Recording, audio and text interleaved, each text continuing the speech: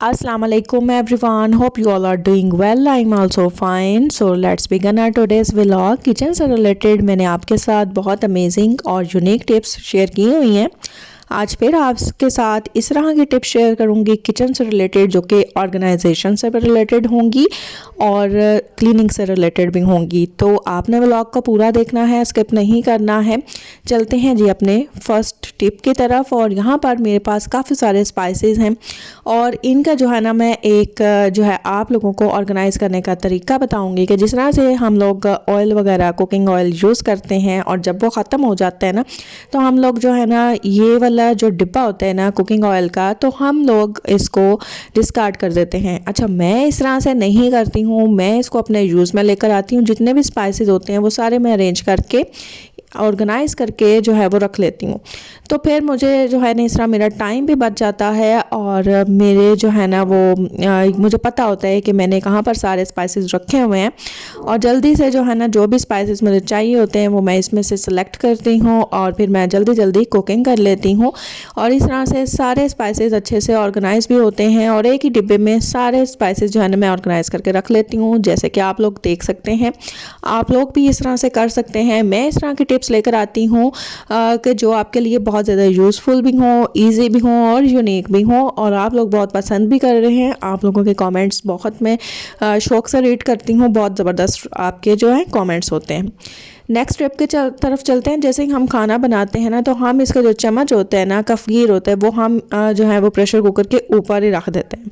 उससे क्या होता है कि ये प्लेट के ऊपर सारा सालन जो है ना वो चिपक जाता है और जो प्रेशर कुकर की प्लेट होती है ना उसके ऊपर जो है वो सारा चिपक जाता है। आपने ऐसे नहीं करना, आपने इस तरह से करना है कि आपने एक प्लेट ले लेनी है और उसके ऊपर आपने चम्मच वगैरह रखना है। इससे ये होगा कि आपको जो प्रेशर कुकर है वो बिल्कुल क्लीन रहेगा, जो प्लेट होगी ना उसकी वो बिल्कुल क्लीन रहेगी।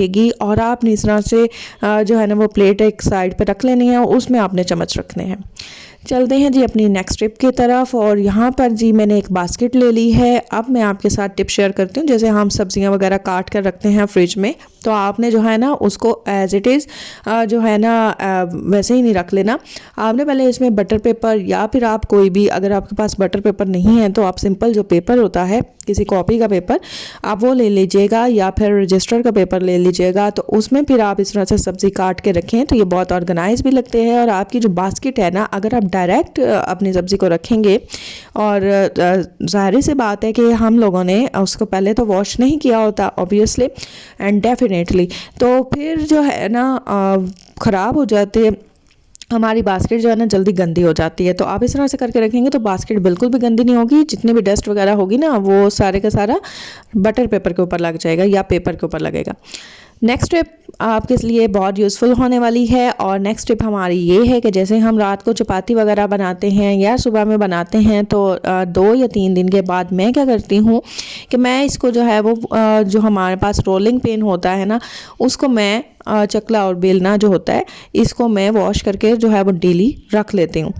या अगर डेली नहीं करूँ तो फिर मैं 1-2 दिन जो है वो स्किप करके तो फिर मैं इस तरह से लाजमी करती हूँ। इससे क्या होता है कि ये बिल्कुल जो है ना वो ठीक रहता है रोलिंग पिन, और साथ में ना रोटी बहुत अच्छे से बनती है, चिपकती नहीं है। अगर आप इसको इसी तरह से इसी बारी रोटियाँ पकाते जाएंगे और पूरा वीक या फिर 2 वीक्स आप लोग जो है ना इसको वॉश ही नहीं करेंगे, तो क्या होगा कि रोटी जब आप बना रहे होंगे ना, जब आप बेल रहे होंगे, तो वो चिपकेगी और अच्छी भी नहीं बनेगी। और वैसे भी जो है ना वो पड़ा हुआ इस तरह से चकला और बेलन बिल्कुल भी अच्छा नहीं लगता।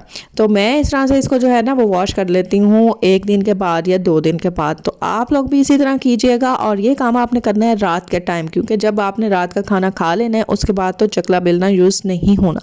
तो आपने क्या करना है कि आपने रात को इसको वॉश कर देना है ताकि ये सुबह तक ड्राई हो जाए और फिर आप इसके ऊपर जो है वो रोटी वगैरह बनाएं। तो हो गई ना कितनी अमेजिंग टिप। तो इस तरह की जो टिप्स है ना, अगर यंग गर्ल्स मेरे व्लॉग को देख रही हैं या जो लोग अभी बिगनर्स हैं, कुकिंग वगैरह सीख रहे हैं या किचन के ऑर्गेनाइजेशन सीख रहे हैं, क्लीनिंग सीख रहे हैं, तो उनके लिए ये वाली सारी टिप्स बहुत ज़्यादा हेल्पफुल साबित होंगी। अच्छा जी, जब हमारा जो है ना वो इस तरह से हम लोगों ने सिंक के ऊपर जितने भी बर्तन वगैरह वॉश कर लिए हैं, तो इस तरह से शेल्फ़ वगैरह जो है वो अच्छे से आपने क्लीन कर लेनी है। ये हमारी नेक्स्ट टिप है। ये शेल्फ़ क्लीनर जो है ना, वाइपर्स हमें मिल जाते हैं बहुत सस्ते सस्ते ये होते हैं, बिल्कुल चीप प्राइस में मिल जाते हैं।